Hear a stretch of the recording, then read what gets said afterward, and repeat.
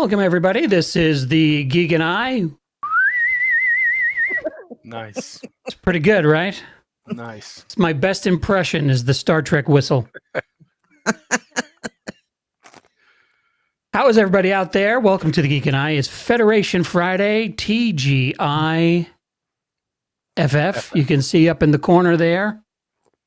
That's pretty cool. Who made that? Oh, nice. Took about 4 hours, right? Is that what you said? Yes. As great as AI is when you tell it to make a sign with a phrase or a word, it usually will misspell it or give you an interpretation or put numbers in sometimes, which is a lot of fun. We caught one earlier today. Yeah. The video that I made, I didn't even notice it. I loved it. I watched it 3 times. I loved it. And then on the third viewing, I'm like, oh, how many eyes in Federation? An extra well, I didn't have my glasses on, so I was seeing doubles and triples. Yeah. You should see my New York Moots neon sign. That came out really great. Well, it's probably better than the team this year. So yeah, it seems like if you're watching the spring training, the uniforms have been made by AI, and they look horrible. They are worse than what was that? Like that very first baseball game on television. Those uniforms were better than the baseball. These uniforms, and I'm waiting for a couple of hard slides, will come apart like will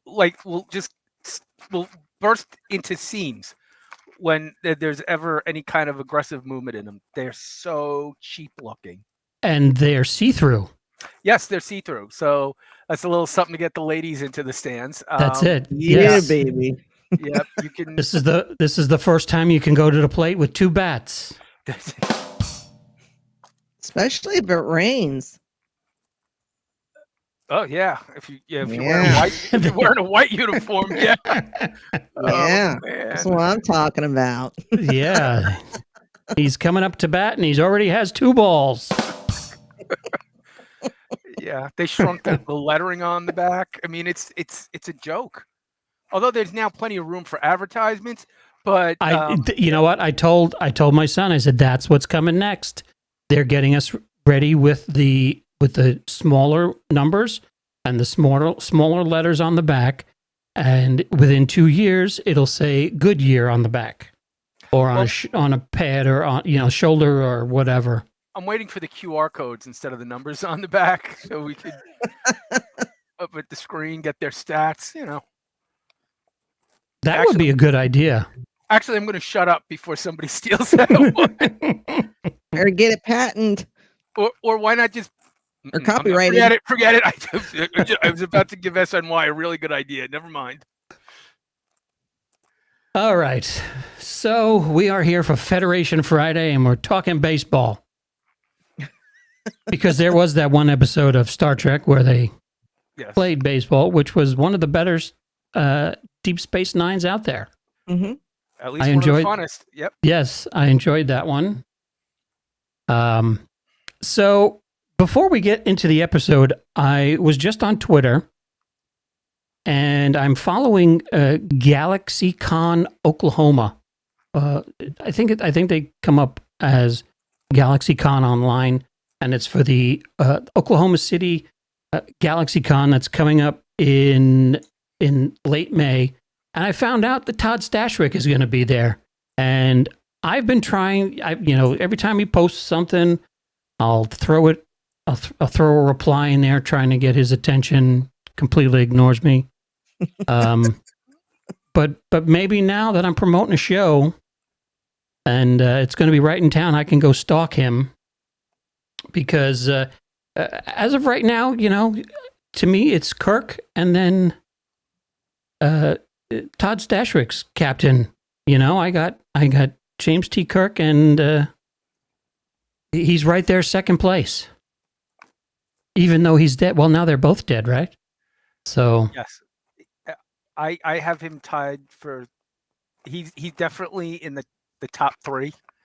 I really have him neck and neck with Cisco. well, I'm a huge Cisco fan. Do you think of Cisco as a captain or a commander? No, captain. He's a leader. Now, whether he's leading a ship or a rotating starbase, I still think he's a leader. And I think he proved it in later seasons when Defiant came on and they could occasionally get off the station. Hell, the man practically ran the entire Dominion War for the last 4 years of the show. Yeah. So yeah, I can't wait. In 6 or 7 years when we get down to Deep Space Nine,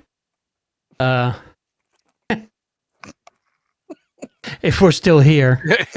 I'd probably be too old to do this show. Well, at least you'll have lost your memory and you can watch it like it's the first time. It will be the first time. Yeah. It's new to you. But then I wouldn't remember it when I came to do the show because it would have just.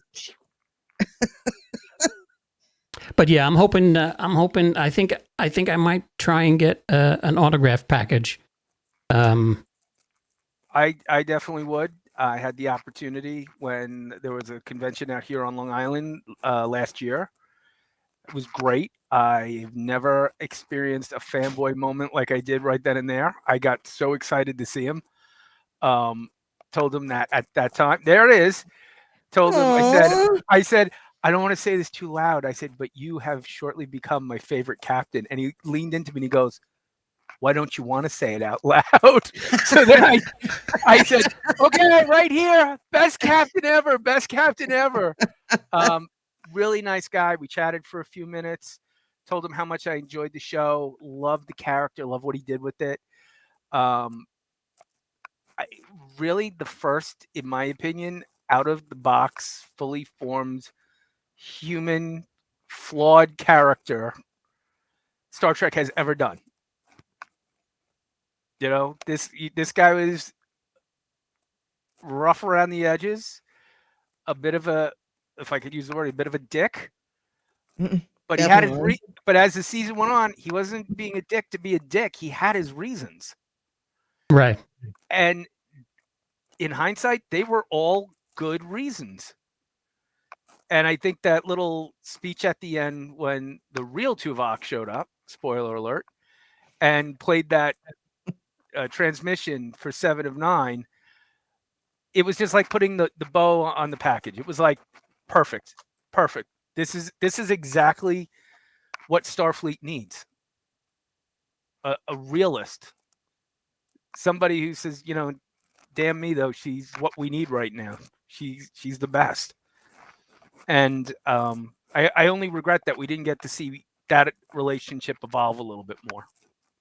Yeah. It's like you say, you know, he was fully established out of the box. Like that first time you see him at the dinner table, he is a character. Whereas, you know, you typically watch Star Trek and they take 3 seasons to find themselves. Mm-hmm. So, you know, is it the writing that did that for him, or is he just that accomplished?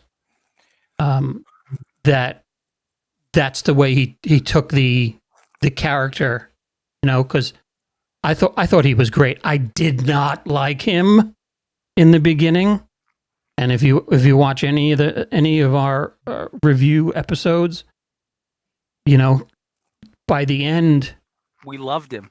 Yeah, and I shed a tear. I never shed a tear over a captain before. You know, somebody that, you know, you've met only, 8 episodes earlier? I was sitting on the couch going, don't do this. Please don't do this. Don't do this. And they did it. But yeah, I mean, how many, even outside of Star Trek, how many people can captivate you with a single word? No. When he looks up and he just tells him no, I was like, whoa. and the whole completely unimpressed with Riker and Picard. He insults Picard's wine, and you're like, this guy is the biggest jackass. And then at the end, you're like, I love this jackass. I can't live without this jackass. Yeah. So just amazing. Couldn't have been kinder. Couldn't have been nicer. In fact, he saw me from across the room because I was I was the only person wearing that uniform. So he leaned over to somebody he was talking with, and I saw him gesture my way, and I'm like, and there was nobody there. So I'm like, hold on to this stuff. I was with my family. I'm like, get good pictures, get good pictures. And they did. He was very happy they did. But yeah, and you could see right behind him the top of Brent's head. Mm-hmm. Again, I was very accessible. I waved hi. He waved back to me. So yeah, John, if you were here, you'd love this convention. Where was this one?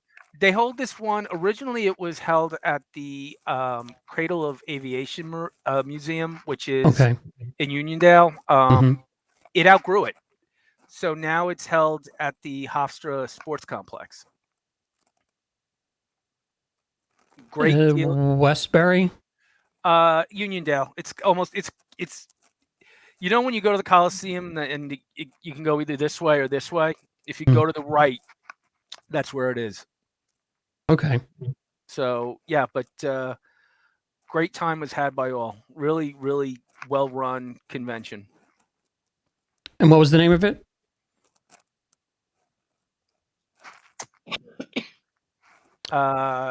Something Con.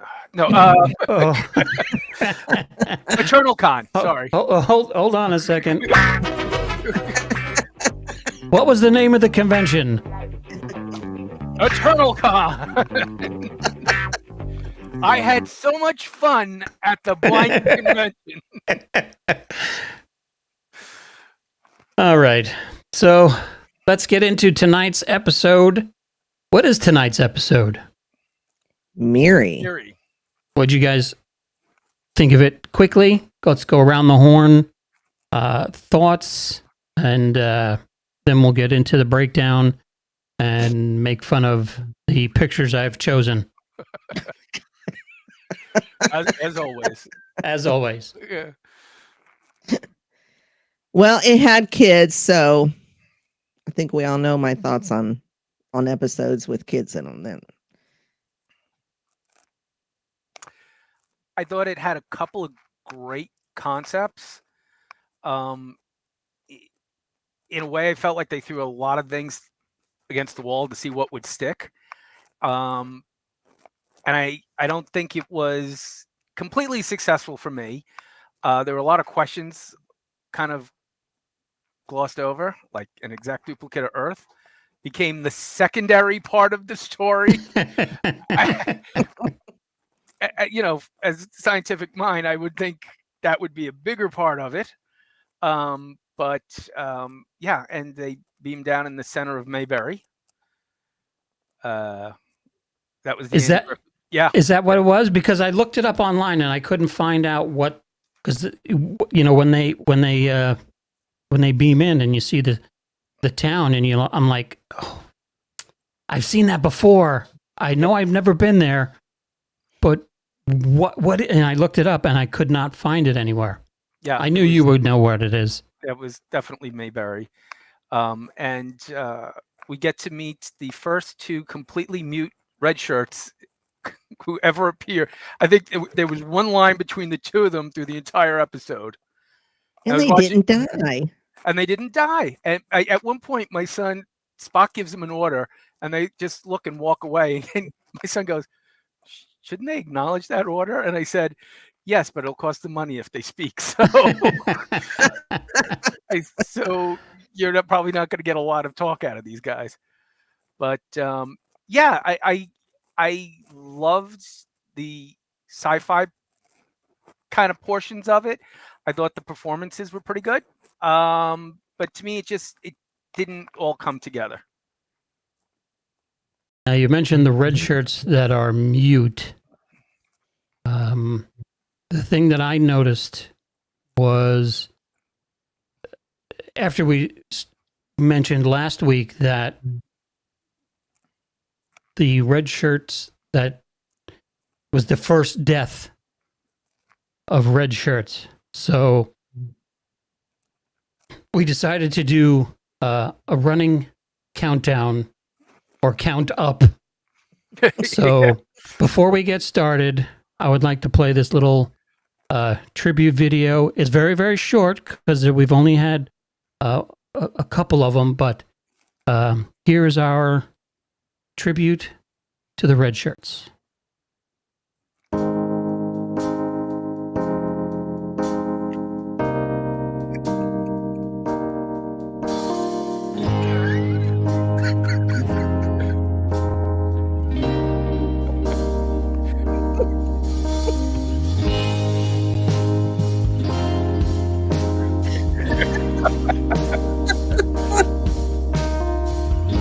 Oh man.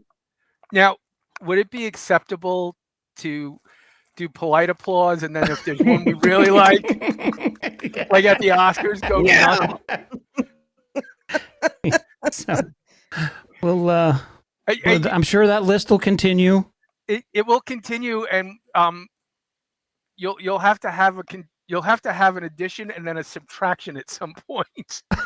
For the ones that come back in later episodes. There's one episode where Mr. Leslie clearly dies, and then next week he's over at the engineering station. So apparently, death didn't take. So okay, all right. We'll have the addition and subtraction of the red shirts, Mr. Leslie. Yeah. So we start off this episode of Miri with the Enterprise flying through space, and suddenly there's a duplicate of Earth. How is that possible? What do they find out? And I remember this. I don't know if you've heard it, but back in the old Z100 days, they took that opening monologue for the Z Morning Zoo, and you have Kirk saying, an exact duplicate of Earth, and there it is, and then he goes, the Z Morning Zoo. And possible, but there it is. Boy, that's going to look good in the official record, huh? Yeah.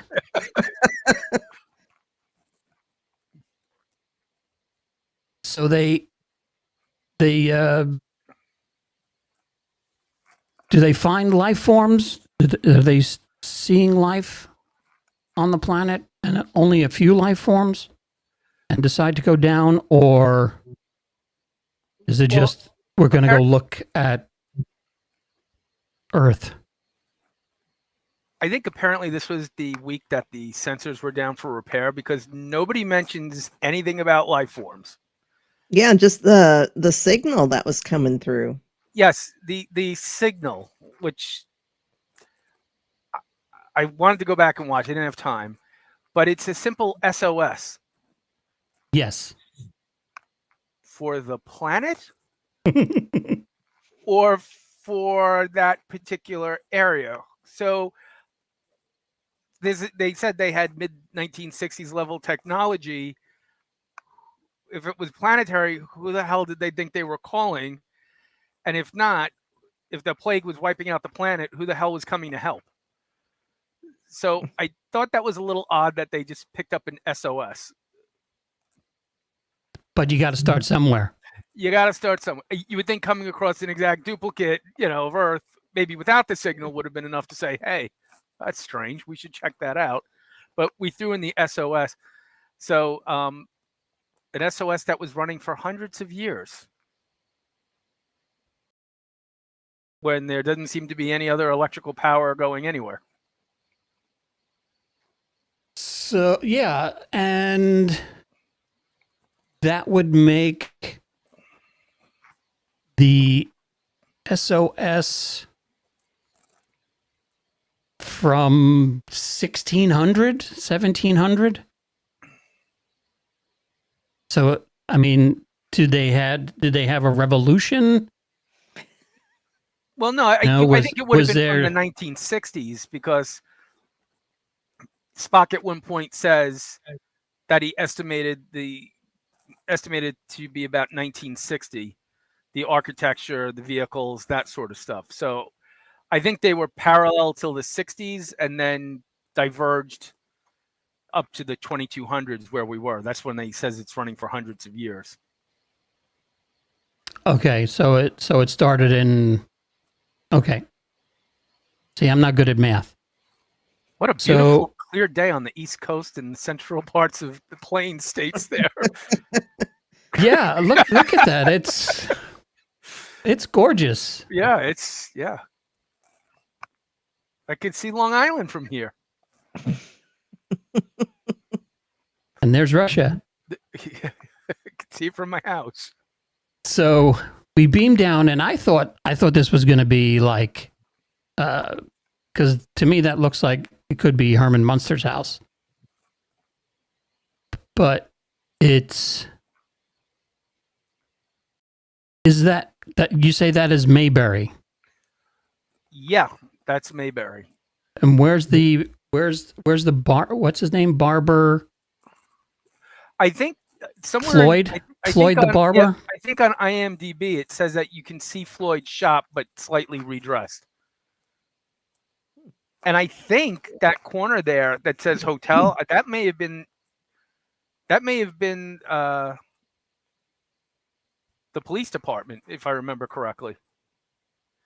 Now he said 1960s, but there's a 1930s car. Right, I couldn't figure out I couldn't figure that out. Car. So I think they just grabbed any junkers on the lot and threw them out there.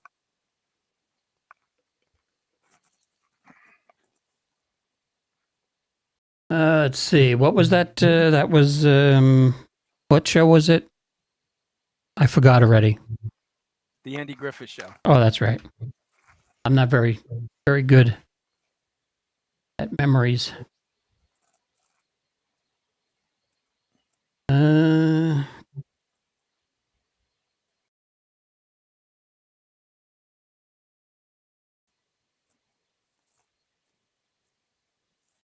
They go down and they're checking things out, and it would be like you say, the 1960s. So what do we have here? It's from the police department. Yeah, I guess that's why I couldn't figure out where anything was. This is the closest photo I have of the police station. Share the screen.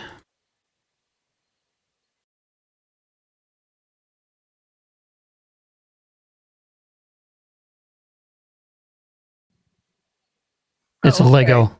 So the Lego courthouse. So there's two columns, right?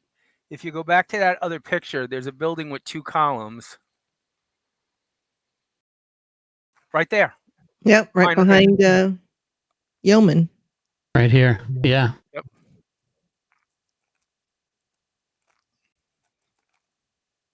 Yep, that is it.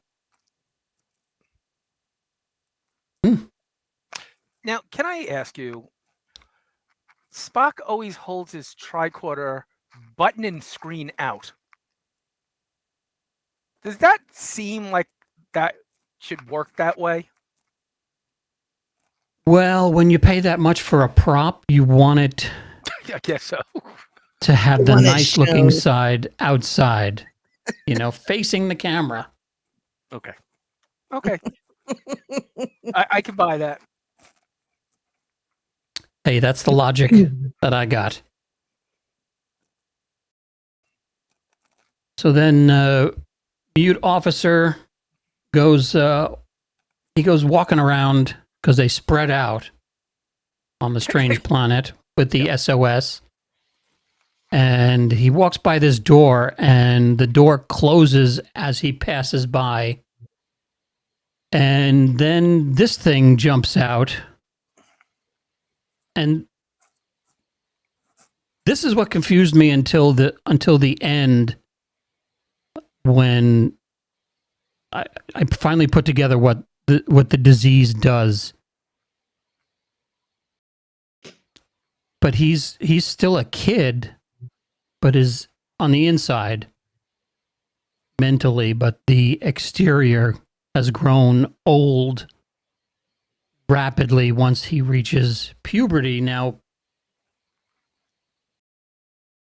would a 13-year-old act like this? A special one. Well, I think, with no parents or anything, yeah, sure. Well, remember he's going into puberty now, but he could have been living hundreds of years as a 5-year-old mentally. These kids that saw everybody die around them, they probably didn't develop the way that a normal child would develop. You can see that almost when they're in the group. They've kind of got that Lord of the Flies kind of cryptic talking to each other, slang mentality. The most mature one of them are John and Miri, who John looks like he should have gone through the disease 5 years previous to this episode. That was my only casting issue. But True. And just to bring it up, Kim Darby, who I mentioned that I think last week, she was not nominated for an Oscar, but she was nominated for Golden Globe, and she won the BAFTA, which is the British equivalent of the Oscar. Michael J. Pollard, who plays John, actually won a Best Supporting Oscar for Bonnie and Clyde. And I've been trying to put, where I know him from otherwise, as an older actor. Scrooged. He was the homeless guy in Scrooge who gets his wings at the end with Carol Kane. He's been in a lot of stuff. If you go and look up his IMDb, you'll go, oh yeah. He's got one of those faces that but you don't know where you know it from. Had a very long career. I looked him up on IMDb and I was like, I don't remember him in any of this. This doesn't strike, ring any bells or anything that I would have seen him from. So what'd she win for? She won for True Grit. She won the BAFTA award for True Grit. That was her first big movie. Are you serious? What were they thinking? Well, she was only a kid, right? I mean, with True Grit John was Wayne. A couple of years after this. I'd say True Grit is probably about 3 years after this. So, I mean, I love True Grit, but I just found her very annoying. I just did not like her in that. By the way, can I just mention how good this makeup effect was? Considering for the time. I know the hands look the best angle, but when they rolled him over, I was really impressed. Yeah, it's got the big nose and the wrinkles, and the hands look really good. Like the Mummy. So basically, his interior and his body is just rapid fire aging, and McCoy says what he aged a century in these last few minutes. Yeah.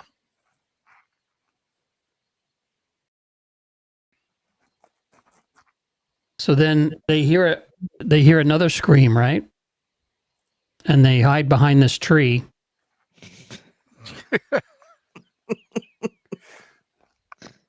Stay low. Don't let him see us.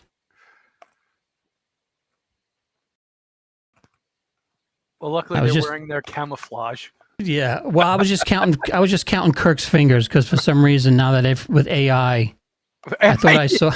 I thought I saw an 6. extra digit in there. Yeah, Yeah. yeah, it does do that, doesn't it?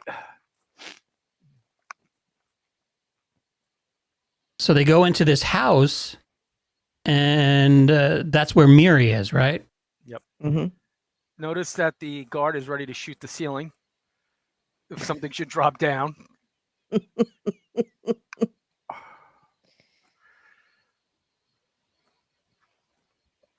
And now she's terrified because of the Grups. And I thought, like you mentioned, Lord of the Flies. I was thinking more of the kids from Thunderdome, Mad Max Beyond Thunderdome. Mm. I thought their language, the way they set up their language, was really good. The way I guess they had to teach each other what the words were, and I thought that, to me, that was one of the hooks for me for this episode, and why I enjoyed this one so much.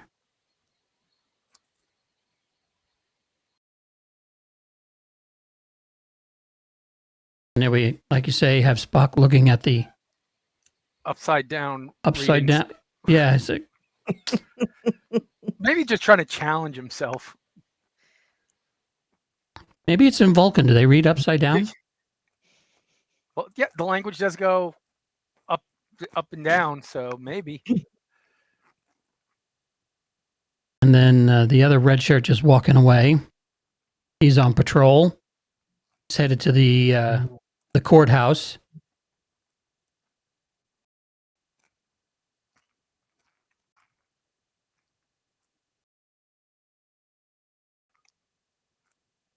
So when this started, this disease, I guess all the adults got it first, and did they immediately? Do you think they immediately got old when they got sick? Because they were much older than, hitting puberty? Well, she said the older you are, the faster it affects you. That's why it's a little subtle, but we see McCoy seems to be have more blotches and be more affected than anybody else.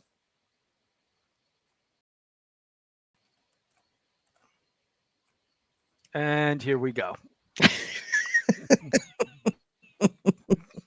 Yeah, this kind of made me a little uncomfortable. Now,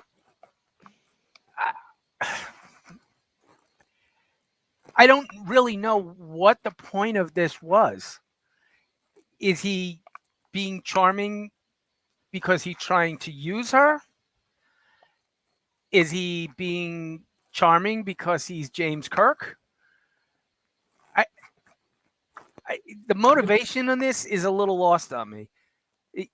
Well, I mean, they're trying to get information, and she's not being very forthcoming. So, yeah, sure. I mean, have a good-looking guy, and he's like, "Oh, you're pretty," and of course she's going to be So it's just Kirk enamored. defaulting to his normal plan A. Well, yeah, I mean, Incorrect. Incorrect.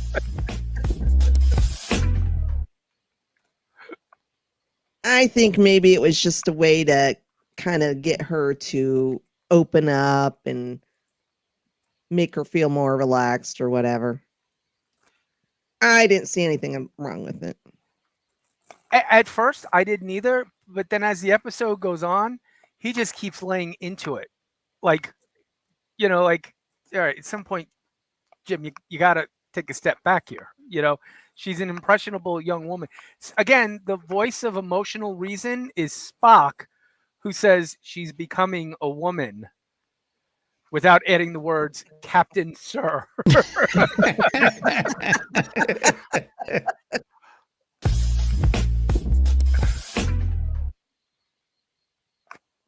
Yeah. So, yeah. So we get back to Spock, and I thought this was really cool. He's climbing the fire escape. I guess they heard something from down this alley. So he says, "Cover me," and he goes up the fire escape, and then they hear a noise, and I don't know, did he just want to climb up there to do this Spock ladder maneuver? That's the Vulcan ladder grip. Mm-hmm. And that, you know what, remind me later, because I have a question on that. I think that was this episode that I have a question on the neck pinch. So they're walking back down the hall, the alley, and they start very, like you say, Lord of the Flies-ish, throwing down rocks. And I think this is the first time that I've ever seen a character cover his head from getting hit with rocks. And I was like, wow, that's a pretty neat touch. Wouldn't that be an instinct, though? Right, but you don't. It wasn't for the security guard. Yeah, he's the only one. But I mean, like in any TV shows, I don't see. You know, they don't. It just seemed out of place, and an idea like, hey, you know, that's something I would do.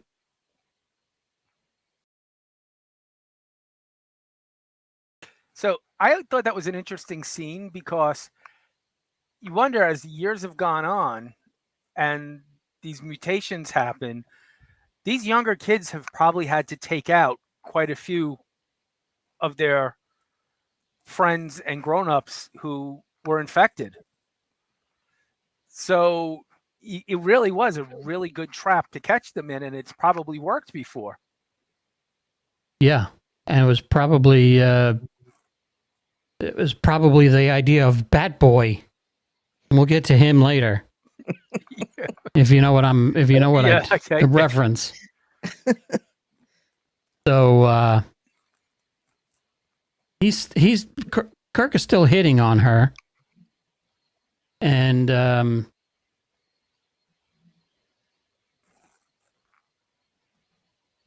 trying to get information as to who the Grups are, and I don't know, are they looking for the other kids now?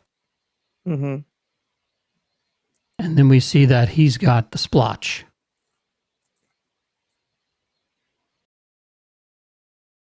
She gets upset. Immediately, he should have masked up and been 6 feet away from everybody. Yes. Social distancing. Yeah.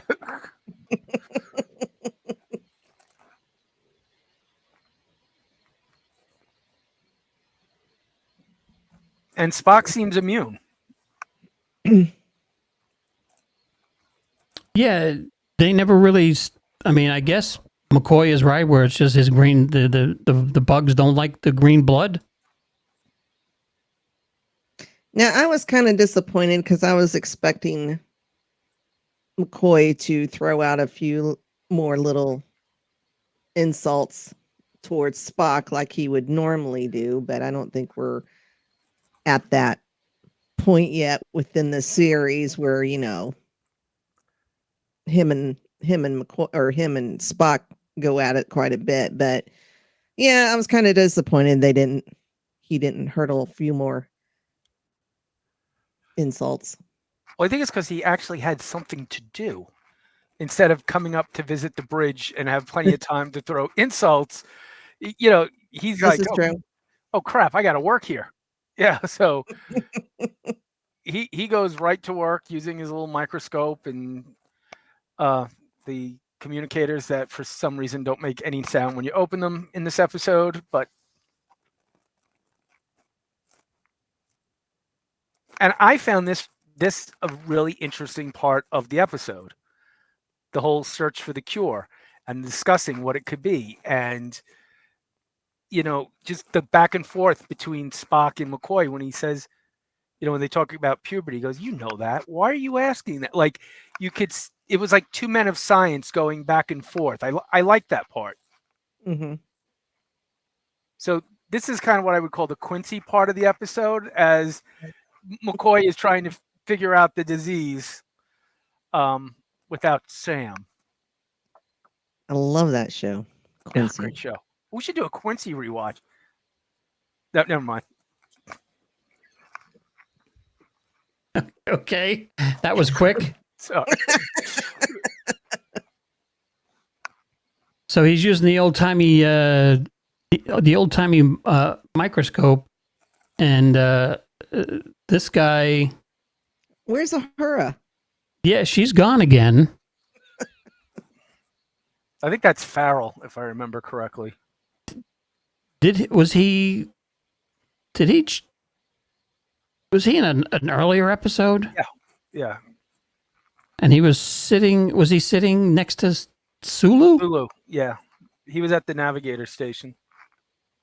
Was that the Naked Time? Actually, I think it was Mud's women. I can go back and check, but I'm pretty sure it was Mud's women. So he's been demoted to the side station? Well, he's officially a Starfleet temp. So whenever somebody calls out, they just stick him at a station. You have to be a jack of all trades. That's know right. all jobs. Okay. There he is with the little sketch. Remember those when we were kids? You draw on them and then peel them up. That's exactly what that was. I was going to say that's what that looks like. Yeah. 100%. That's what it was. So here they're trying to figure out, what the symptoms are and, what's causing this. And, we see that it says Spock is not affected. And McCoy throws out that has no appetite for the green blood. And then Spock comes right back. I got to give my pointy-eared friend some cred because he threw it right back at him.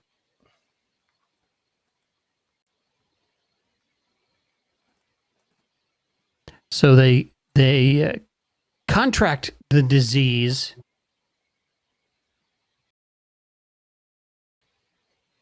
But is it, I guess it's inside them just waiting to hatch?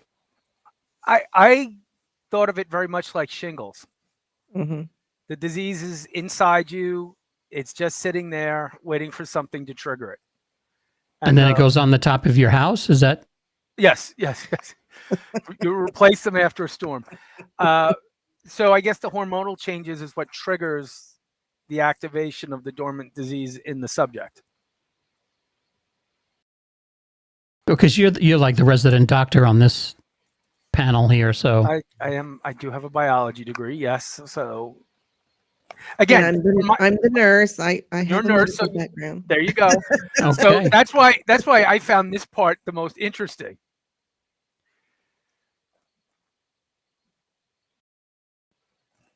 Because this is like the first time that I can recall them, right? Really studying a disease. I mean, I haven't seen them all. But Well, outside of the Naked Time, when he kept trying to come up with an antidote for it, this is, and this one's a little bit more grounded in science fact. What they're doing and what they're postulating is well within the realm of biological sciences.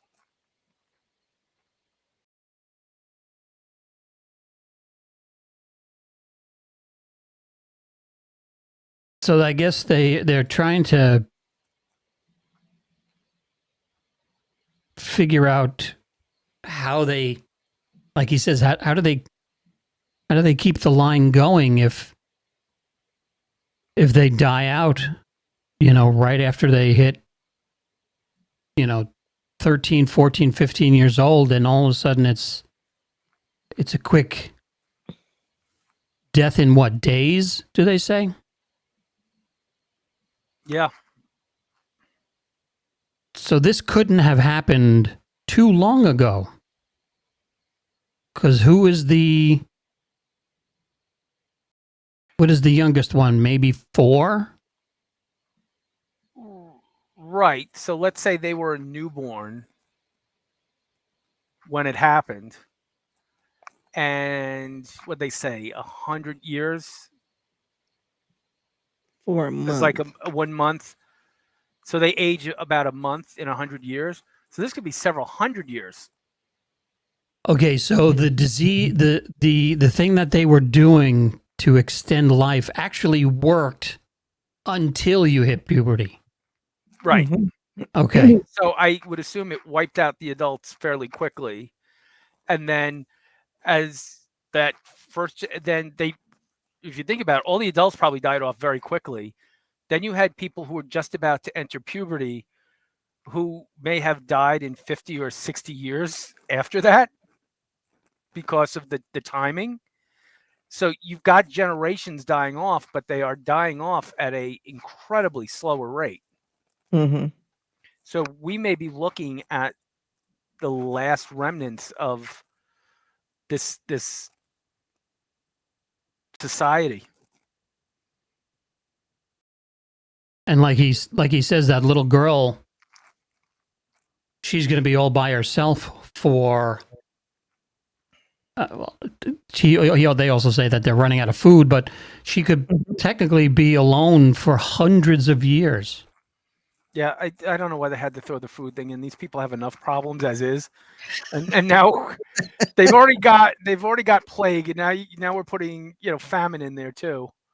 Yes, and then locusts come in somewhere, or Nice part is they're getting a really nice aid package from the Federation, so that should help. so this conventional chronological progression 100 by 3.6. What is he punching into this toaster? That's just gibberish. I mean, I have no idea what a conventional chronological progression is, but yeah, some of the other stuff he mentions that it could fly, but I have no idea what that's supposed to be.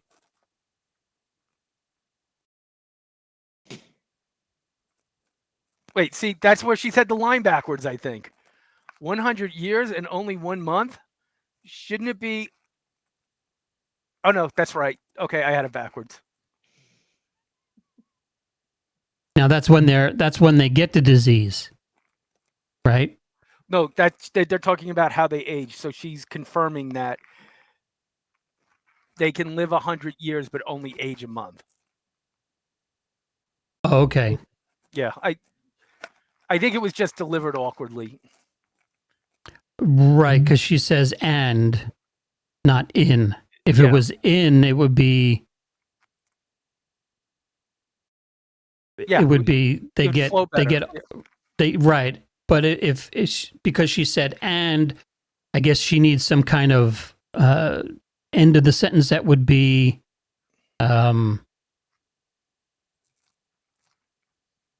like, and only 1 month passes by or something like that. Or, yeah, that is a little weird. Yeah. She's 100 years passes by in only 1 month. Yeah, she said, "Are you telling me that these people only age a month for every 100 years they're alive?" There you go. Even McCoy's looking at her like, "What?" It's like, what the hell are you talking about? Wait, he's thinking, "Could you say that again slowly?" Say that a little slower, please. Slow down. Damn it, Jim, she is the blonde. Not that I understand it either, so I guess we're in the same boat there. So they're very, very old. We get that. And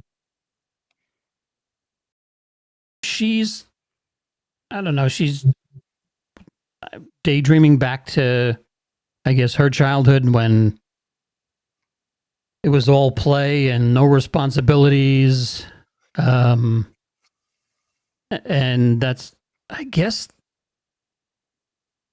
they are, what is it now? Millennials? Or what is it? Is it millennials now? That's just have an eternal childhood with no responsibilities. All I know is that they don't get along with Gen X. So to me, Gen X versus millennials sounds like a Godzilla picture. Yeah. And then this is another line that kind of, yeah. So I don't know. You want to go someplace with me? Someplace fun?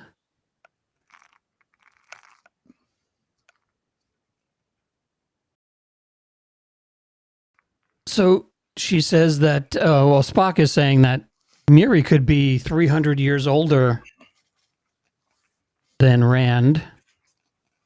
Which I think is a fair assessment. Yeah. And then we have the only thing that I've seen that this guy reminds me of is, and I know it's not him, but which one is it? Is it Adam? Adam Baldwin from My Bodyguard? Because of the jacket. That's why you're thinking that. Is that what it is? It's just his jacket. Okay. I'll give you that. That definitely he that's Adam Baldwin's look from that film. And then there he is. Bad boy. I mean, that's pretty darn close. Who is this kid? What else has he been in?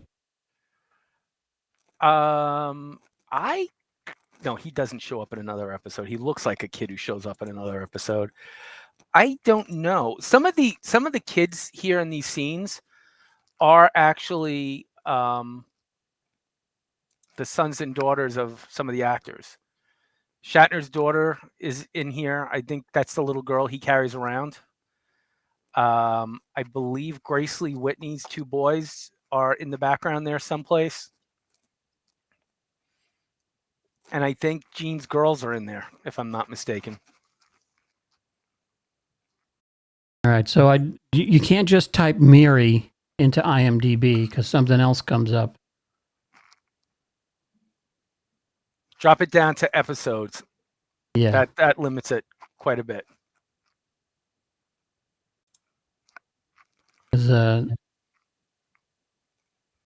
Zach and Miri.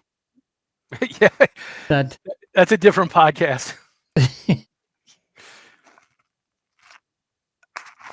Okay. Michael J. Pollard was in Tango and Cash, Scrooged, Roxanne. Okay, so maybe it's Tango and Cash that I'm thinking of. He was Owen in Tango and Cash. Okay.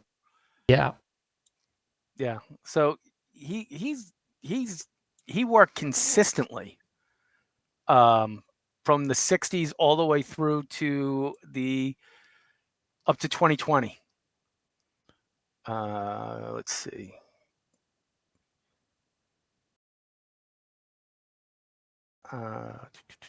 He was in Dick Tracy as Bug Bailey. He was in Is it the movie Dick Tracy? Yes. Okay, that might be another place that I remember him from. He played Mr. Mxyzptlk in Superboy, the series from the 80s. He was in Scrooge, as I said. He was in Roxanne. Let's see. He was in an episode of Simon and Simon, but who wasn't? Hell, I think I did an episode of Simon and Simon. Yeah, oh my God, he goes all the way back. I'm seeing credits going back to 1958 for him. And that's McCready, you said? What was his Michael his J. name? Pollard. Michael Okay, J. Pollard. Yeah. because Ed McCready, who comes up as Boy Creature, which I can only assume is this guy. No, I think the boy creature was the one with the bicycle. Yeah. Oh, was it? The Okay. first one we seen. Because he was in Dick Tracy also. I think this guy. Hold on. I think this kid here. Is he considered redheaded boy? Is that a red hair? Yeah, I would say that's fair. What's his name? Stephen McAveety. Okay, so if that's the case, the episode was directed by Vincent McAveety, Okay. who would also go on to helm the next episode coming up, Dagger of the Mind, and one of my all-time favorites, Balance of Terror, which is coming up later in the season, as well as Patterns of Force and the Omega Glory, and Spectre of the Gun. So he directed quite a few episodes of Star Trek.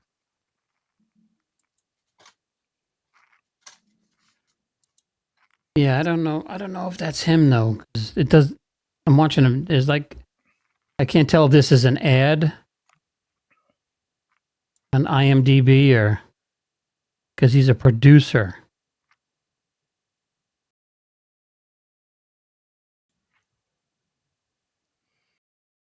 Well, I don't know. Wait, They look don't have- underneath that. Look at Farrell when he was younger, the communications guy.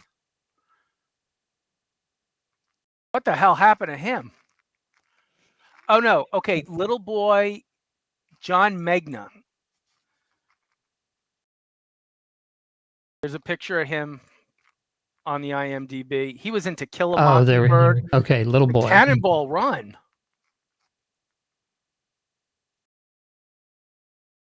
Hush Hush Sweet Smokey and the Bandit 2.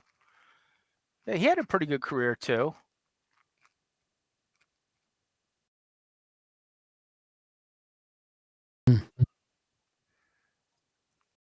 Let's see. So there's a part in here where this kid gets, I don't know if you've noticed it, but he gets manhandled. I laughed so hard at that. That was great. So they're Miri and Kirk are walking down, and I guess they're looking for these kids. And then this is, what was her name? Louise. Louise. Yes. Louise goes on the It's a Small Kirk ride, and Yeah. just rides him around. Just rides him around the whole building. Yeah, it's the Federation Wrestling Alliance. Yeah, he gave her a helicopter spin. So poor Louise, diseased Louise, takes a tumble. And again, and then great gets makeup. gets the blue phaser, and bites the dust. We have another one that, and Kirk was like, wasn't set to kill. It wasn't me. Yeah. So plausible deniability. And now he plants a knife on her. No, just kidding.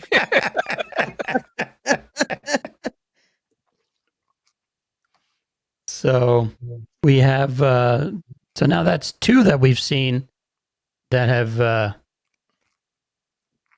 kicked it, right? Mm-hmm. Mm-hmm. And we find out that she's a little bit older than Miri. So, I mean, Miri's coming. Her time's coming right around the corner. The clock is ticking. Yes, and we've already wasted a minute So, I mean, she could be, I mean, it'd probably take what, another 2 years? Would you say? I mean, you don't know how You don't know how how long it fast would it take. progresses. Yeah, I mean, Yeah. it starts in puberty, but for them, right? Let's say puberty lasts 2 to 3 years in a human, really, maybe a little less.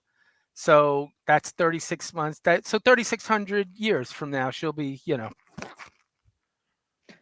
using that math.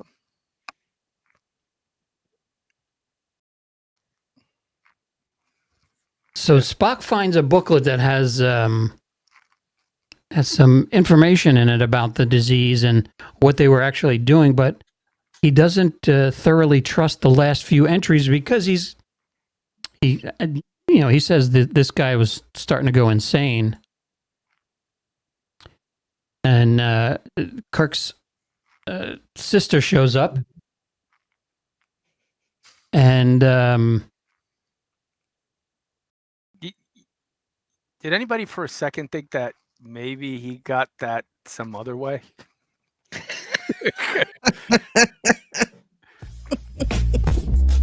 Jim, that's not the same kind of blister. you you might have two things going on.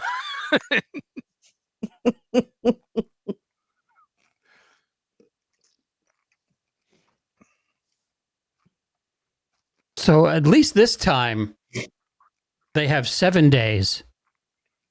So their time of survival window is ever increasing with each episode that they only have a certain amount of time to live, because I think it was what was it in Where No Man Has Gone Before? Didn't he like only have 36 hours before? Yeah, something like that, and then we went a little bit longer in The Naked Time. And now we're up to 7 days. So by the end of the season, we're not going to solve these problems. Well, the good news is we can all still take shore leave. So, yeah. So why would they call it? Why a new series of diseases? Why would they? If they're doing something to extend life, would you call that a disease? I have an answer for that. So they may be using viruses as a mode of transmitting what was needed to extend the life, because viruses naturally attach to cells and inject them in order to replicate. So they may have been using a virus as a host to get the process going. So no mRNA, or is that? Well, it's the idea is that you can take something that's usually bad for you and turn it into something that's good. Mm-hmm. So that's like what these chickenpox, like chicken, right? Now, like kind of like that, but you can take a virus, take the stuff that's inside of it out, replace it with what you want it to be, and then put it in a host body, and it will deliver whatever inside of it. Now, they actually were using this technique experimentally for cancer patients. The idea was to modify the viruses to insert DNA into tumors that would cause the tumors to stop growing. and I guess it didn't work. They had some success with it, but not as much as they'd like. I have a question about the shirts. Go back to that slide. What's with the unzipped shirts? I didn't even know there was a zipper there. Yeah, there's zippers there. What's even more shocking is it looks like there's zippers at the wrists too, because he does something and the shirt is not ripped. It's perfectly like a seam down the middle showing his hands. So that shirt might be loaded with zippers. I don't know. Easy access. Yeah, I mean, I to me, just thought it's weird it's a 'cause pullover. You just pop your head well, through it. it looks like McCoy has another shirt under his shirt, but then Kirk, his black is only around the collar. So I was just like, what is going on? And Yeah, are because they McCoy's wearing a T-shirt and Kirk isn't. uh, Because in the unlikely, or should I say probable event his shirt should get ripped or torn, he wants to be able to show off his pecs. Can't have yeah. you can't have a stupid T-shirt getting in the way of that.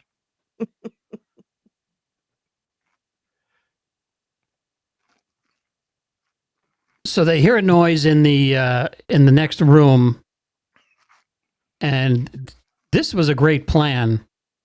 This was the stupidest thing ever. Oh Well, my god. you don't like quarterback Kirk coming in to the game. He looked like he's about to tackle someone. That's why I froze it there. It was like it was the start of the run right there. So then we have my bodyguard comes through the ventilation system like John McClane, and that jacket looks familiar too that he's wearing with the Red stripes. with the red stripes on it. And he comes in, and the plan is to steal all the communicators. That'll teach him. Yeah, wouldn't you think that would be something that you like kept attached to the Velcro on your belt? Yeah. Normally they do. They use it and then they, you always see them put it back on their belt. But no, every single one of them left it on the table. That's why this is a stupid scene. Did Rand or the security guards happen to have their communicators with them? Well, he stole 4 communicators. And there's 6 people on the planet. Right. So they still have 2 somewhere. The guards have their communicators. Yeah, this made absolutely no sense. It almost to me felt like a scene that was written to fill time.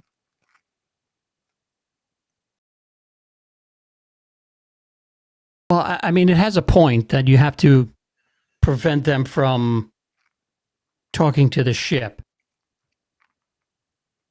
So I don't know how else would you prevent them from talking to the ship? Ion storm. There we go. Subspace interference. Sunspots. Farrell screwed up because he didn't know how the board worked. Or the batteries just went dead. The battery just went dead. Yeah, I mean, yeah, this was just lazy writing. And they should all be court-martialed for losing their equipment. And now Kirk has got the splotch going all the way up his arm now. And everybody's starting to get mad at everybody.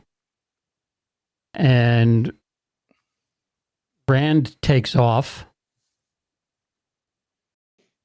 What got her upset?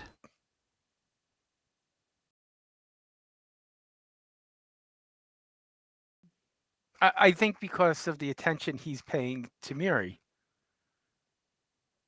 This, again, I think it's a disservice, and again, it's part of the era which it was written, but she gets jealous, for lack of a better word. Mm-hmm. And she goes running off, and then Big Brave Captain has to go in, and she does the whole "look at my legs. I always tried to get you to look at my legs." And by the way, let me pull my shirt down here, which she seemed very comfortable doing, considering Evil Kirk tried to sexually assault her just a few episodes ago. Yeah, this to me, it does this character a huge disservice. Almost as much as that haircut, but Yeah, I like the haircut.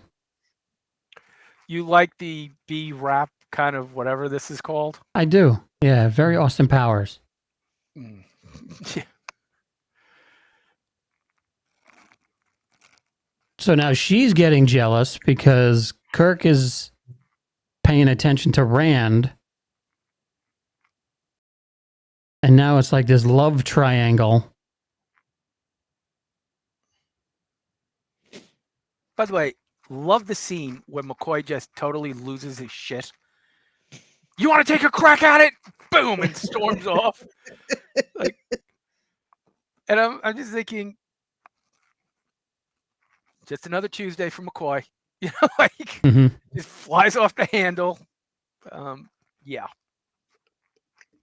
Yeah, he doesn't need a disease to get angry. Oh no. Tensions are high. Yeah. They have been for about the last 43 years by my calculations.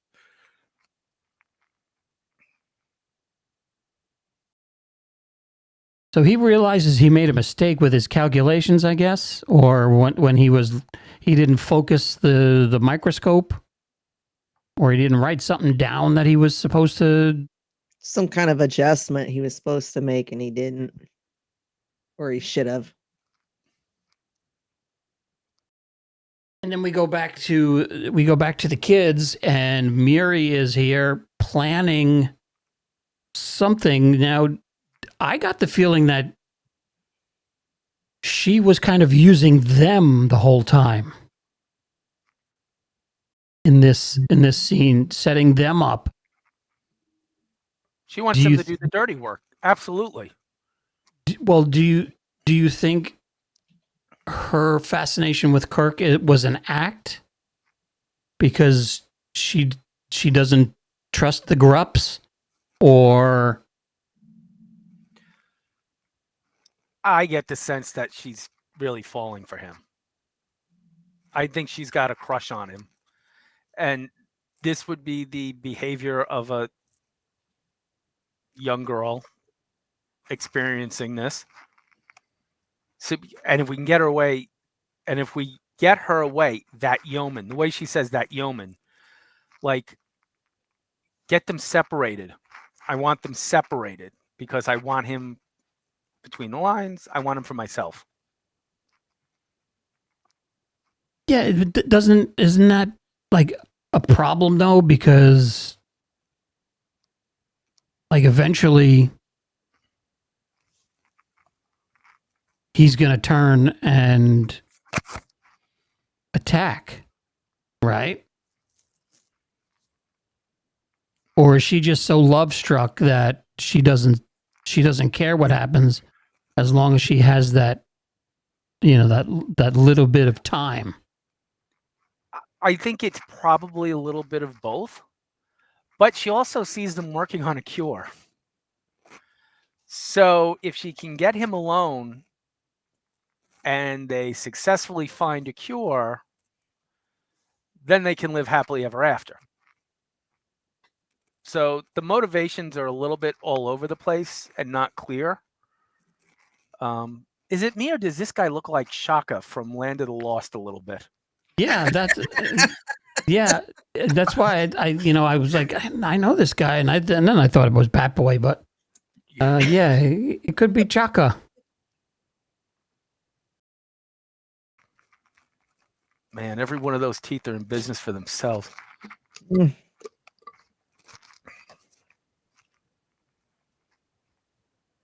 So now they're like, they really want Rand out of the picture. Like it's time for her to die type of thing.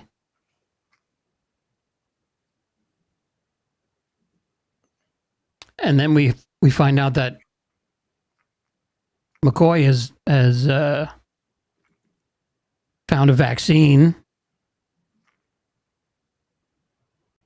but without their communicators, they can't call the ship to have the ship test it. And immediately I said, well, you're all going to die anyway. You don't want to go. You're not going back to the ship. Grab one of the red shirts and pump them full of this stuff. Are they? There's absolutely no signs they've been affected. In fact, we haven't seen them for about 15, 20 minutes by this point in the episode. Yeah, maybe they were. I don't know. Do we see them at the end of the episode beam up, or One of the guys actually does get a line. He does come back. and then we have some really great lighting. They always light Kirk's eyes to give him that evil look. Very old school Hollywood, the way that they lit a lot of these early episodes. And they did that with Indiana Jones too, with Harrison.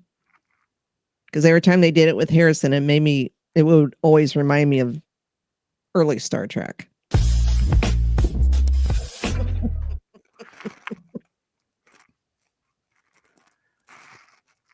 And then we have Oh no, baby, you're very shagadelic. It's an odd way to say you have the disease by saying it's in you.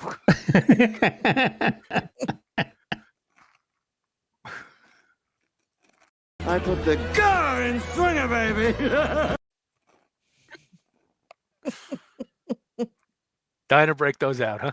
yeah, I love them. It's like he grabs her and then he says, Yeah, baby. Okay, someday John and I are going to do a podcast about the night we saw Austin Powers. You know what? I'm waiting on that. I'm waiting on that one because that one was awesome. That was one of the funniest nights of my life. So, yep, we're to the point now where Miri is. I guess she's reserved to the fact that they want to help. They really want to help. Is that why she takes him there, or does Kirk threaten her? Well, I think it's because now she's finally got it. Yeah. Yeah.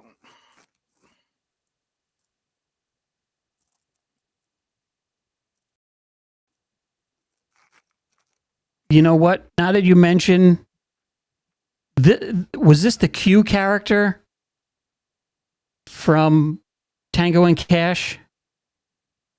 Yeah, the guy who built the stuff. Yeah. Okay. Yeah. You see it All now? right. I do. Yeah. Now in this shot, now I see it. Yeah. Okay. So now I can sleep tonight because it was bugging me. Yeah. It's like, who is this guy? Did I see him in this? Incorrect. Oh no! Did I see him in this? Incorrect. But now I can go to sleep, and I know where. Now I have to watch Tango and Cash.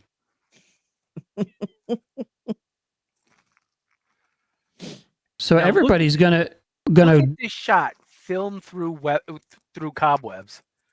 What an interesting choice.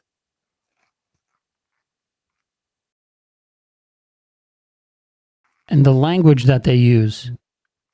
I'm surprised they got away with this on TV.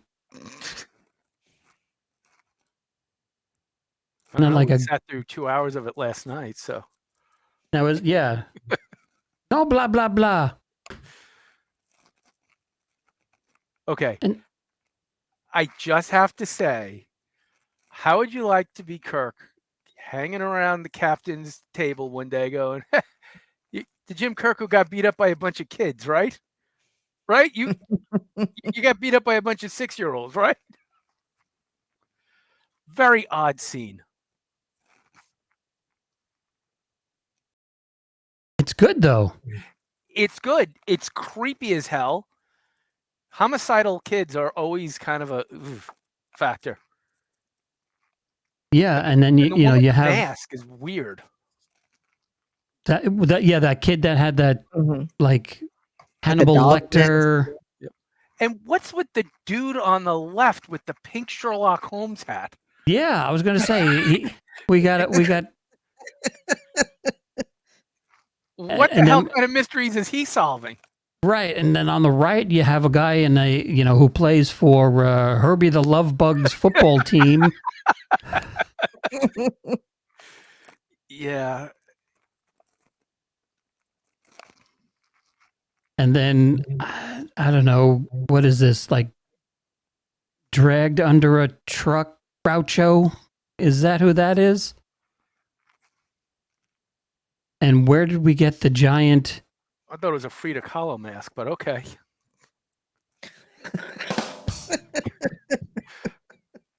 Where do we get the giant ratchet from, or the wrench? And how does? And then we're A attacking bowling pin? bowling pins. And then this girl with the blondish green and blonde and green hair she just stands there and smiles. She doesn't do anything else. Creepy. Very Children of the Corn type vibe. Just watching it and enjoying it. Is this why you don't like children? I don't know. They She had a tend to blonde and green haired bully when she was younger. exactly. And then Kirk grabs the Bat Boy and just whips him from the top of the desk and just slams him to the ground. It And was then, great. and then on the right there we have little Indiana Jones.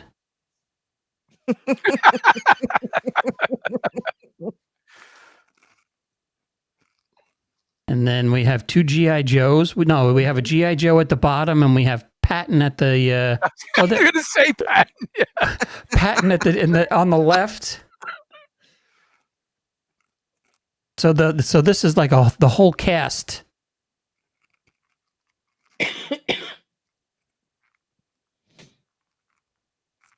So Kirk gives a typical end of the episode speech as to why things should go his way, and we see that the hypo spray is that a hypo spray at the time? Was it called? Spray. I don't think they named it yet, but yep, hypo spray. And it has the fruit juice in it, and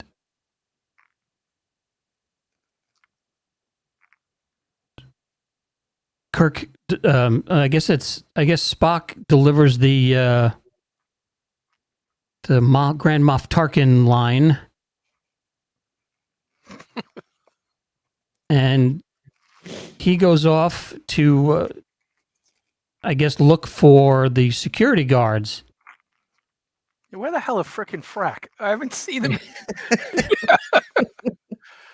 Now, why is he? Does he say why he's going to look for them? Or does he mention that, hey, they might have their communicators? Or does he just wants to get everybody?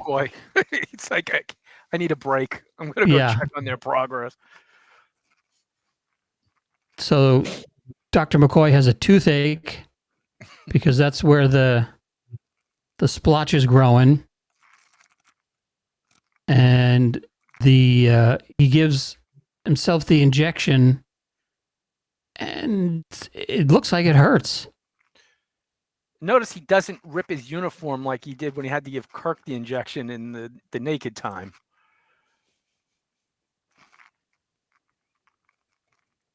Actually, this remastered effect I thought was pretty good. And I was gonna say, what do these splotches look like in the original version? If memory serves, it was a very similar scene, but it had kind of that Wolfman quality, where you see the head move a little bit as they took the appliances off and with the fade. But this looks like they just put the video on still and then digitally faded them out. But there are slight moves to Spock's hands. Yeah, but it's much better. It's far less jarring. Well, than it was. It looks like he's actually holding his head, and it's not like that. Yeah, not like that movement where one thumb fades from over here and then reappears over here. But he's actually like moving his. Yeah, but you can see he holds them in a position, and you start to see it fade, and then he moves it a little bit, and then you start to see it fade. Yeah, it was a much improved effect. We get the under the table shot, and it disappears completely. And I guess There's our security guard. He's way in the back. Good job. He's behind the kid with the glasses. I think I know that kid. So then we go back up to the ship, and they say, what are they leaving behind? Food, and they're gonna deliver teachers. So My question is, why didn't they just take them with them? Thank you, to Deb. their star base what are they going to repopulate this planet with 7 kids and no food. and no food? Like, why don't we take them, get them? It's a dead planet, and apparently, unless there's more out there. Again, sensors are non-existent here. It seems like, you know what? There'll be now we're pretty far out. I've contacted Space Central. They'll send teachers and advisor in a few weeks. What So the you're hell is Space Central?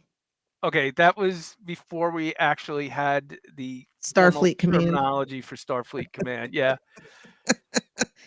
I heard that. I was like, what? Well, you have Space Eastern, Space Mountain, Space. You do have Space Mountain, Space Central, and Space Pacific. So, yeah, that would, like, I think in previous episodes he called it USPA, United Earth Right. Space Probe Yep. Agency. Now we Right. have Space Central. Yeah. So are they taking volunteers to stay behind until somebody else arrives while they go trotting off, or? No, I think they just left them with supplies and hightailed it out of there. Damn, that's cold. Yeah. Well, they're sending teachers, and if you teach a child to fish,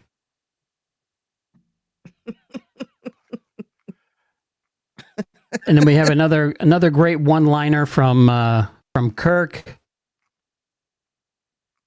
Yeoman Rand says, she really loved you, and he's, never get involved with older women, Yeoman. Just much, much, much younger. On the outside. I mean, I was like, how about you show me those legs now?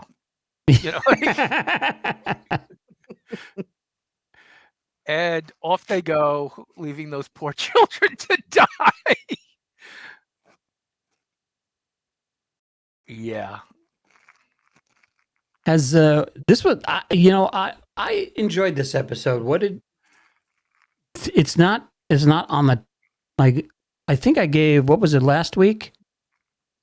Yeah, last 2 weeks you liked a lot. Yeah, that was that Mud? What little girls are made of. Oh, right. Yeah. Rock. Right. And then I would say this is probably a 6. I mean, it's better than average that I can remember. I thought the story was great. It has its flaws here and there, but it was actually a pretty decent episode. And I'm looking forward to the next one, because the next one has the Romulans in it, correct? I hate to disappoint you, but He's not Romulan? no. But Dagger of the Mind does feature Inspector Luger from Barney Miller. So you got that. We got another Barney. Oh, no, that was Barney Miller. I was thinking. Okay. James Gregory makes an appearance in this episode. And I won't give too much away. I think it's an interesting episode. It's got a real big famous first in it coming up for Star Trek. so far. Good plot, very enjoyable. Deb, So we know you don't like children, but what do you give the Miri? A 5 or a 4. Ooh, that bad, huh? 0.5. 4.5. Okay, that's much better. yeah. I would go with 6. Well, it was better than the Charlie X episode that I think I Oh, gave yeah. it a -1 or something. I as a kid, this was not one that I would seek out and rewatch, but it held my attention a lot more than I thought it would on this rewatch. I think there's a lot in this episode going on, like I previously mentioned. Was there any reason it had to be a duplicate Earth? No. I think that plot point just gets completely lost after the first commercial break. Was that in the original screenplay, you think? Or is that something that they added in there to kind of make you want to relate to the kids? I would say that it was probably, and I could be misspeaking on this, but if I remember correctly, it was probably not a first draft part of it. What I think is for budgetary reasons, was far easier to say it's an exact duplicate of Earth, so they could reuse the Mayberry sets and use standing stuff without having to build an alien culture from the ground up, which they would do again and again and again. Not with exact continents, but yeah, Right. there are a lot of similar Earths there. I mean, we'll visit ancient Rome planet, and we'll visit Nazi Germany planet, and in Star Trek language, there's the Hodgkin's law of parallel planet development, which I was like, wow, that's a great way to explain why all these things are similar. Interesting enough, this episode does, in the expanded universe, have some follow-ups. There's a book, a novel called Song of the Onlys. I don't think that's one I read. If I did, I don't remember it. And either in the comics or in the books, they explain that this duplicate Earth was a result of a subspace anomaly that was traveling through our solar system, hit the Earth, and then for some reason deposited the exact copy way out in space. Actually, I think it copied the entire solar system, if I'm not mistaken.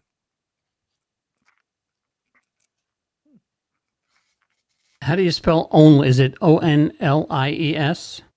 Yes. I think it's Song of the Onlys. Cry of the Onlys? Cry of the Onlys. There you go. I was thinking Song of the South. Let's see.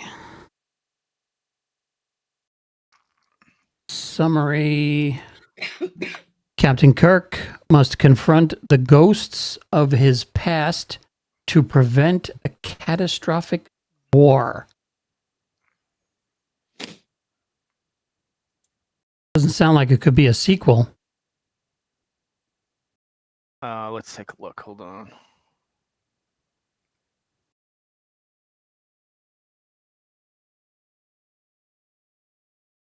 Pretty sure it is, though. Why would the Onlys come back again? Judy Class. Let me take a look. Hold on. Let's see. Bracco 6, a once tranquil Federation colony, is now caught up in the throes of revolution. The Enterprise's mission to reestablish contact with the planet and determine whether or not formal ties between the Federation and Boaco 6. Baracco 6 should be strengthened.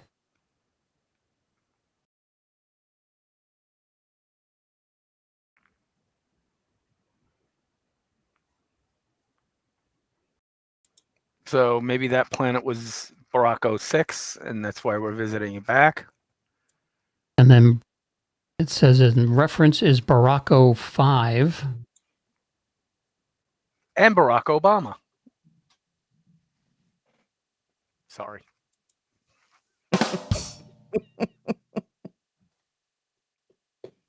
All right. Well, on that note, Incorrect. what is our next episode, Martin? Apparently, I don't know what it is. Dagger of the Mind. Okay, so I was thinking, I guess, Balance of Terror. That one is episode 14. So, what are we on? 9 next week? 9. So we have a couple more weeks to go before Balance of Terror. Okay. Well, next week we are on hiatus. I've just gotten word from the producer. We're spending the weekend at a cabin in Waco. So Nice. we will see you back here in 2 weeks. She wants to go see the new 1923 hotel, I think it is. Joanna and Chip Gaines. Oh, yes. She wants to go see her hotel, and then there's a couple of, I mentioned this before, a pizza place that is really good down in Waco. New York, good? It's very, very good. Okay. It's pretty darn close. Okay. And And then I won't be back. I won't be here for the show on the 22nd because I'll be at Indiana Comic Con. Oh, how fun. maybe. All right, cool. So take photos and anything. Anybody? I'm seeing Hayden. I have a photo op and a autograph session, and we are also going to the special panel with him and Rosario, who plays Ahsoka, Awesome. live action Ahsoka. Any Star Trek stuff? George Takei will be there. All right, hold on. We got to give you your news. This is news. Convention news.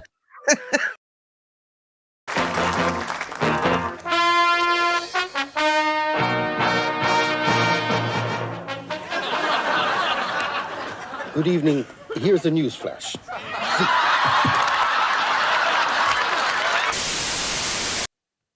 That will not be happening to me. All right, so what's the Mortal news? Benny Hill. What's the news? George will be there. Sulu. I'm trying to think if there were some other Star Trek people there. Oh, let me see. Yeah, George is going to be at the Oklahoma City Galaxy Con in Oklahoma City with Todd Stashwick. Oh, let's see. If you have it, you can share your screen and bring it up. I don't see any other Star Trek people on here. How the heck do I share my screen? Should be a thing down at the bottom. Share. That would be the one.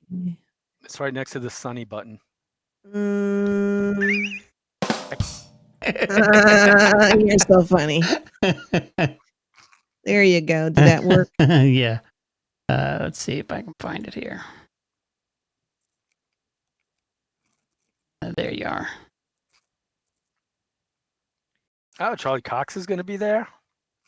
I am really hoping for a panel because there's other Marvel people there. John Rhys Davies, John? Yeah, he was here. He was at, I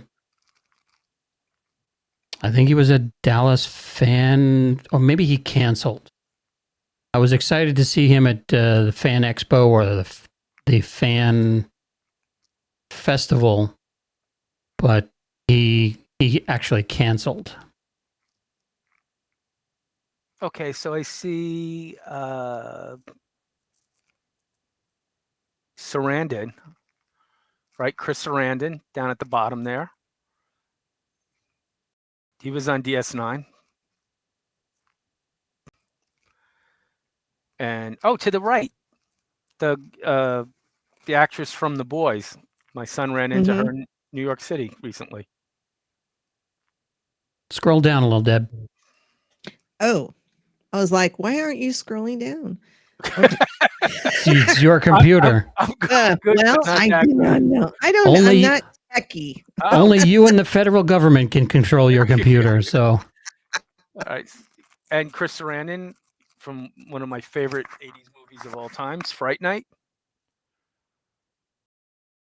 So George is going to be there.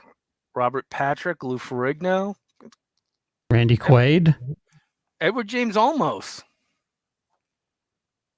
It's a pretty good lineup. Here's my boy. Oh, Arthur Darvill from Doctor Who. Mary McDonnell from Battlestar Galactica. Okay. John Cleese. That's a good one. Oh, wait. Will Wheaton's there. yeah, Will Wheaton. Yep. Anthony Daniels. Anthony Daniels was at Retro Expo 2 years ago. Didn't get a chance to talk to him. He goes in his own little room, and you have to show a ticket to get in, which I guess I can understand. Well, we had to buy tickets for Hayden and Rosario's panel. For the panel? Mm-hmm. Wow. Okay, Bruce Greenwood's going to be there. Captain Pike.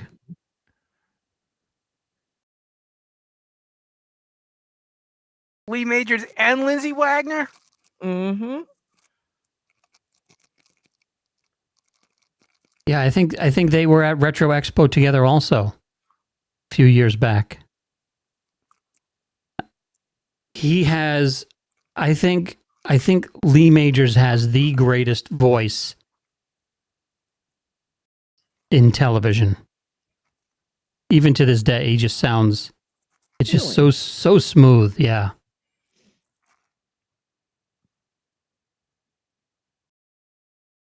Wow, this is a busy day. And now, what are these voice actors? It looks like a lot of them are voice actors. Yeah.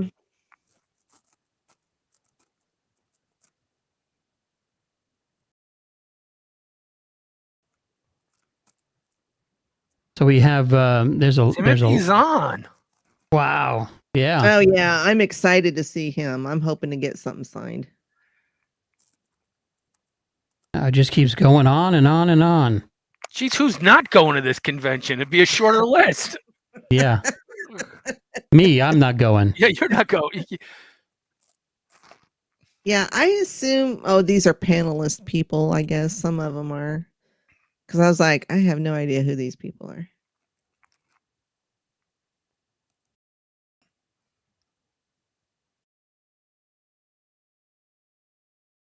Red Power Ranger.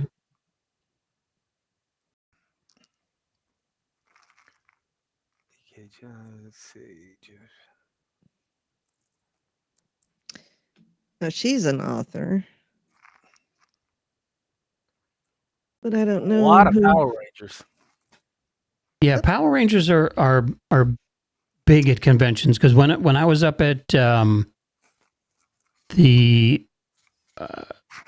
what was the last one that I just went to, the one in Choctaw, the Power Ranger there was only supposed to be there on Saturday because it was a Saturday-Sunday convention, and he said he had so much fun that he offered to come back, and the lines were longer for him than for anybody else. Amazing. And It's a generational thing, I guess. and the last Retro Expo that I went to, the lines were insane for the Ninja Turtles. We had the 4 Ninja Turtles from the movie, the first movie, and the lines were insane for them. So here's who's going to be at the Oklahoma City Galaxy Con the end of May. So it's some of them are pretty much the same. We have Charlie Cox. Was Wilson Bethel going to be there? Was he from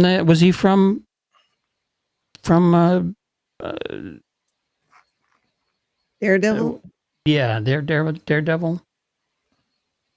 I don't recognize them offhand, but it's been a while. I mean, he definitely was not in season 1 because we just finished that. But yeah, I don't know.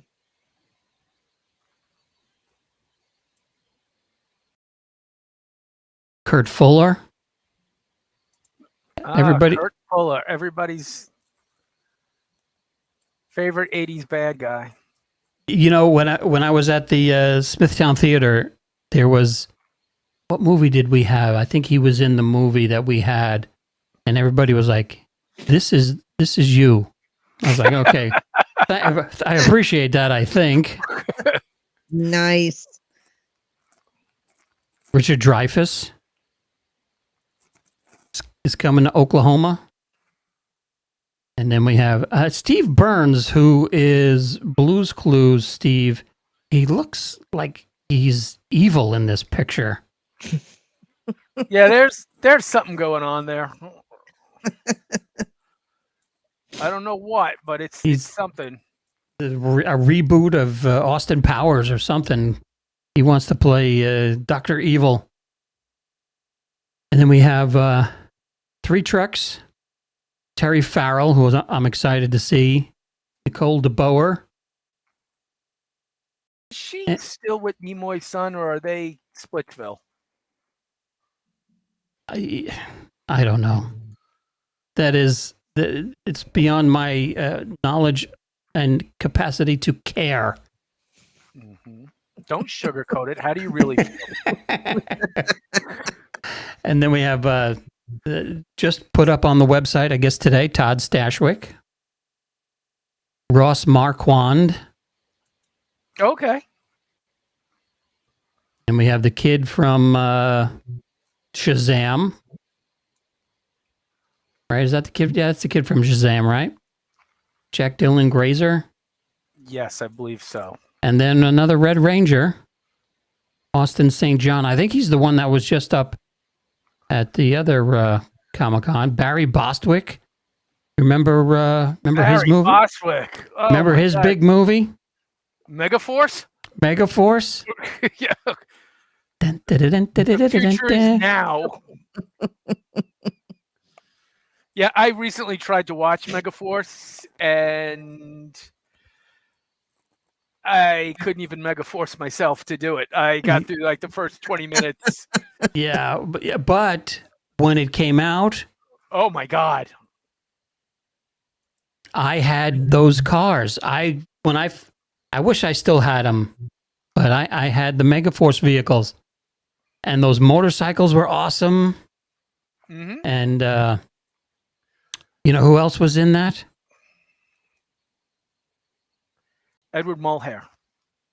Well, yeah, but I'm talking about the was it the chick that was in it? Wasn't she in Versus Kambata. yeah, Yeah. wasn't she's Ilea, right? Yes. Yes. So I think she did those 2 movies, and that was the end of it for her Hollywood career. But yeah, and we have cosplayers. Inglorious Trexperts are going to be there. I guess they're going to have a panel. They have a really cool channel. And that's that. So, and a bunch of pro wrestlers. And I could come back with a tattoo. there you go. It's not going to happen. But I could get a tattoo of myself all over my body. So the Trek Long Island, which is coming up May 31st through June 4th, we have Melissa Navia from. Share your screen. Yeah, I should share my screen. Sorry. Hold on. I'm trying to access this without all my Facebook information being up. Hold on. I can share. What is it? Trek Long I got it. Long Island? No, not share my screen. Got to go down by the sunny button. Share. There we are. Okay. Understood. Let's proceed. So, Microsoft. Yep.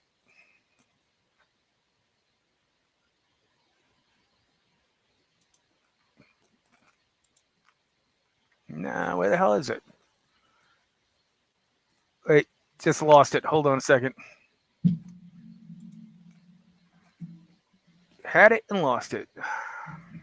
All right, I think I got it. You got it? Oh, I got it up. I got it up.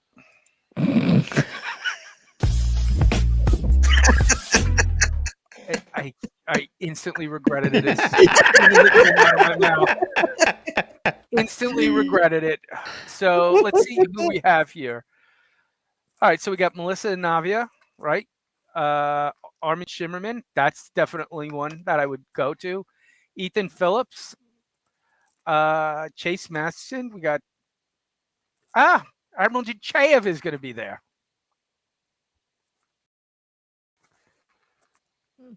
Clyde Kusatsu, who has been popping up all over the Star Wars universe.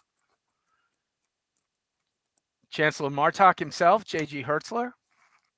So this is shaping up to be a pretty good one, too.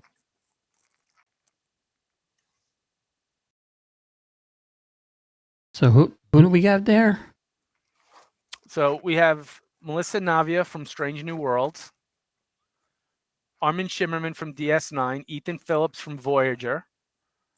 Chase Masterson from DS9. Natalia Nagulich from Next Gen. Admiral Nechayev. And then Kitty Swink, that's actually Armin Shimmerman's wife. And J.G. Hertzler. Martok.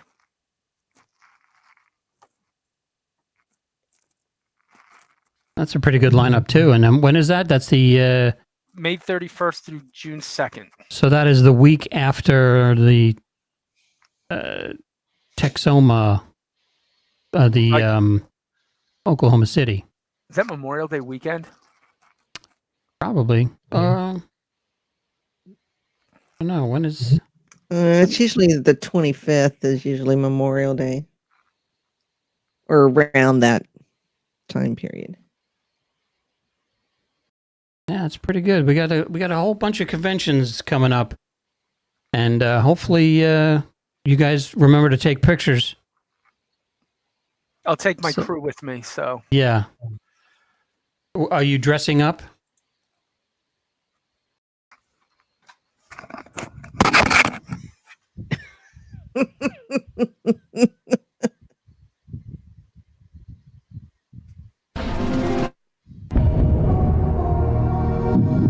Wraparound command tunic that came the other day. That just needs to be shrunk a little bit. It's a pain in the ass to put on, or I would put it on right now. So to give you the full idea, the wraparound. Boop. Oh, nice. Casual green tunic. So yes, I am going to be dressed up. I'm going old school. That's pretty neat. That's the I want a gold. And wish.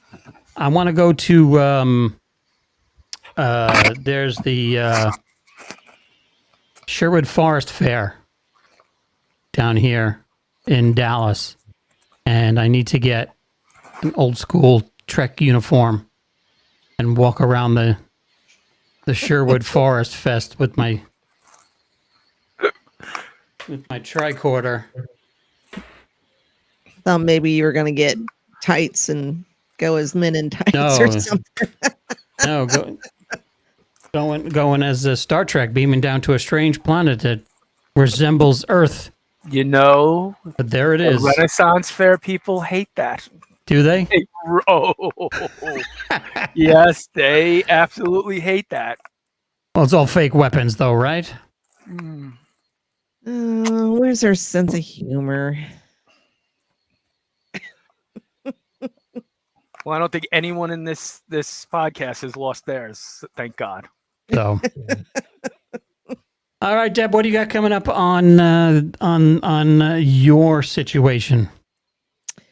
On the plethora, Yes. you have Monday more night. shows than a Chinese menu. I'm a hermit. I have nothing else to do. So, yeah, Monday night, I'll be on MCU Monday. We are starting season 2 of Daredevil. Tuesday night is the Sith Dominion. We are on the last tenet of the Sith Code. Thursday night, Cantina Happy Hour. It'll be the Bad Batch, which this week is a 2-episoder, episode 6 and 7, and I'm thinking it's gonna be good. I'm thinking this is where the bounty hunters come in, and we see Asajj, Ventress, and Fennec, and Cad Bane. At least that's my prediction. I'm probably wrong, but you know. And then, oh no, we're not back here Friday, are we? No, Next week, not this huh? week. And then the next week you'll So- be with your husband, Hayden. That's right. Okay. And we're gonna And need he's only- photos. He's like 40 something, right? That could work. That's pretty close. I mean, look at Kirk and Miri. I mean, he's what? How old is he in this episode? Don't remember. Padme was 40s? older than him, so you know. 40s, and Yeah, he could be my You know? kid. So see, my oldest one is 35, 36. So he could be one of my kids. Hayden. well, if we see pictures of you cradling him in your arms, then we know you're not going to be here the following week because the bail will probably be set pretty high. This is true. So, I'm just excited to meet him. I adore him. well, tell him we said hi I will. on Federation Friday. If I don't With 2 eyes. faint or puke. 2 eyes. Yeah, we spell it. We spell it with 2 eyes. So, It sets us apart from all the other rewatch podcasts out there. all right, Marty, what do you got coming up? Anything? Just life in general? Life in general, and I'm actually going to try and get caught up on some movies. Last year, I did the challenge to see how many movies I could watch that I've never seen before, and topped out at 100 in 2023. So I'm going to try and break that record, but I am woefully off pace. So I'm going to try These and get old caught up on movies those. or just any movies? Any movie. If Oh. I haven't seen it before, summer classics. I've been watching. I've even gone to the well and did a couple of silent movies, to movies that came out within the last 6 months. It all started when I was talking with somebody in 2022 who said, "Man, you've seen every movie ever made." And I said, "No, you'd be surprised. There's a lot that I haven't seen." And like, no way. I'm like, so he started naming some movies, and I saw about 80% of them. And then someone overheard it and said, "Oh my God, I can't believe you never saw blah, blah, blah, or you never saw this." So I started writing them down and I started watching them. Yeah. And I was surprised. There's some movies I'm like, I swear I've seen this, and I've watched it and go, oh, actually, no, I know the entire plot of this movie through, I guess, popular culture or whatnot, but I actually never sat down and watched the movie. Hmm. So last one I checked out was The Last Voyage of the Demeter, the Dracula flick from last year. Mm-hmm. Oh, I Not thought I. Not a bad way to spend an hour and a half. Pretty fun. It kind of billed itself as aliens on a boat, or alien on a boat. I can see where they were going with it. Check it out if you get some free Is time. it like a prequel to I guess, or is it would it be more of a sequel to Dracula Untold? So it's there's a small chapter in the actual novel Dracula. It's about 5 pages long, explaining what happened on this boat, and it's done via the captain's logs. So they've expanded that, and it covers from the point of the boat leaving Transylvania to washing up on the shores of England. Now, And this is part of the Dark Universe? I don't think so. This was Oh, kind no? of, I think, a standalone thing. I could see they were definitely setting up for a sequel, but I thought it was an interesting take, and it was a fun watch. So, I mean, if there's a movie that you want to, you want to watch, send it to me too. I'll see if we can watch it, and then Okay. if you want to pick a night out of the week where you're not busy and you want to go on and say, this is one I'd like to talk about, just hit me up and Absolutely. we'll turn that into something, and we'll see what we can do. Other than that, that'll put a wrap on this week's episode of Federation Ration. I was trying to pronounce it. Federation Friday. And we will see you in 2 weeks. Deb, we'll see you in 3 weeks. Mhm. I hope to have pictures. Yes, pictures. And I need proof that you don't have fingerprint smudges. And thanks for watching out there, everybody. We appreciate it. And we'll see you next time on Federation Friday. Remember, hashtag TGIFF. Two F's on that one. Two F's. I's. Yeah. So we'll see you later. Have a good night, everybody.